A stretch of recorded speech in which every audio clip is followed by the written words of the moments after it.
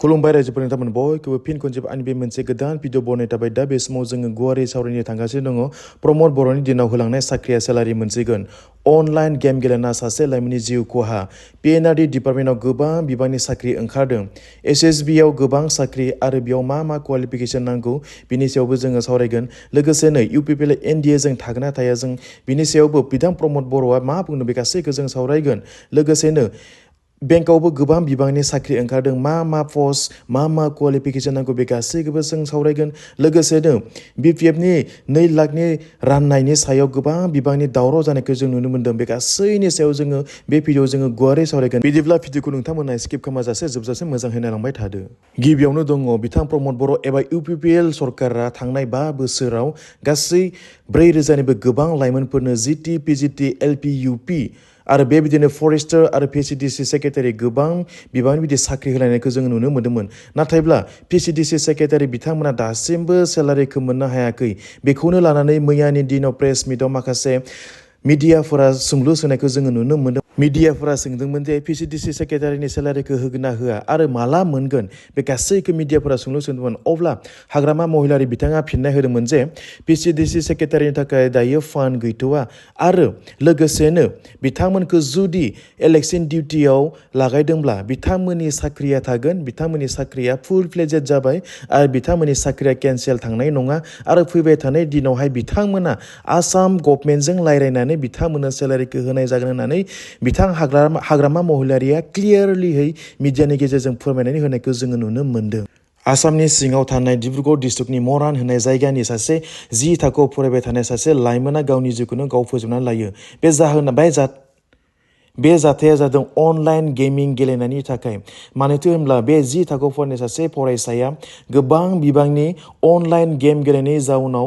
बिमा बिफानि गोबां फैसाखौ बिथाङा अनलाइन गेमाव नस्थ' खालामनायनि जाउनाव बिथाङा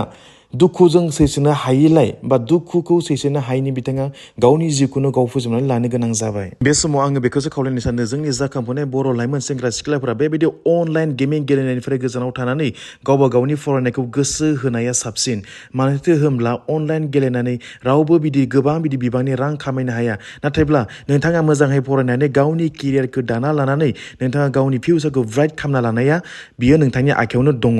P&RD डिपार्टमेन्ट एबा पान्चायत एन्ड रुरेल डेभेलपमेन्ट डिपार्टमेन्टआव गोबां बिबांनि पस्ट खालि जानायखौ जों नुनो मोन्दों गासै 1508 ता पस्ट खालि जानायखौ जों नुनो मोन्दों जेरैहाय computer assistant GRA GPC AE नि थाखाय पस्ट खालि जानायखौ जों नुनो मोन्दों नोंथांमोना जुदि GRA GPC कम्पिउटार एसिस्टेन्टखौ एप्लाइ खालामनो सानदोंबा नोंथांमोना एनि ग्रेजुवेटआव नोंथांमोना गासै 50% लानाय जाथारनांगोन जायफोर नोंथांमोना ग्रेजुवेसनावहाय 50% मोन्दोंमोन नोंथांमोनासो बे जबखौहाय एप्लाइ खालामनो हागोन बेजों लोगोसेनो जायफोर नोंथांमोना AE आव एप्लाइ खालामनो सानदों नोंथांमोना इन्जिनियारिंआव डिप्ल'मा खालामनाय जानांगोन अब्लासो नोंथांमोना बे AE आव एप्लाइ खालामनो हागोन नोंथांमोन जायफोरा इलिजिबल नोंथांमोना थाबैनो बेखौ एप्लाइ खालामनानै लागोन मानोथो होनब्ला फैबाय थानाय 22 मार्चआनो लास्ट डेट मोनसे गोजोनथाव खौरां जायफोर नोंथांमोना डिफेन्सआव इन्टारेस्टेड नोंथांमोननि थाखाय मोनसे साख्रि ओंखारनायखौ जों नुनो मोन्दों बेनो जाबाय SSB डिपार्टमेन्टआव गासै 233 ता पस्ट भेकेन्सि ओंखारनायखौ जोङो नुनो मोन्दों बेवहाय गासै हेड कनस्टेबल स्टेवार्ड 2 पस्ट दङ हेड कनस्टेबल कमिउनिकेसन बेवहाय 197 दङ हेड कनस्टेबल इलेक्ट्रिशियान बेवहाय गासै 29 ता पस्ट दङ बेजों लोगोसेनो हेड कनस्टेबल भेटेरिनारि बेवहाय गासै 5 पस्ट दङ आरो नोंथांमोना बे पस्टखौ एप्लाइ खालामनोबा 10+2 पासबानो नोंथांमोना बे जबखौहाय एप्लाइ खालामनो हागोन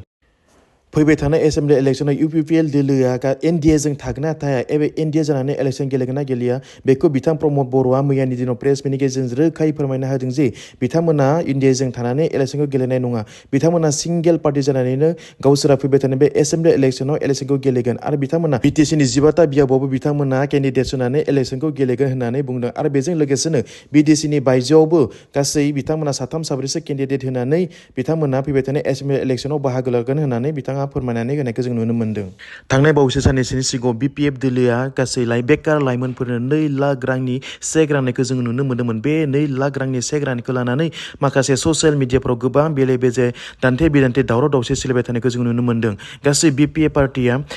जायफोर लाइमोनफोरनो 2 लाख रां होदोंमोन आरो बिथांमोन लाइमोनफोरनिफ्राय 50% बा 1 लाख रांखौ बिथांमोना लांफिनदों होननानै अजद दिखांनायखौ नुनो मोन्दों आरो बेबायदिनो ससियेल मिडियाफोराव गोबां बिदि गोसारनायखौ जोङो नुनो मोन्दों।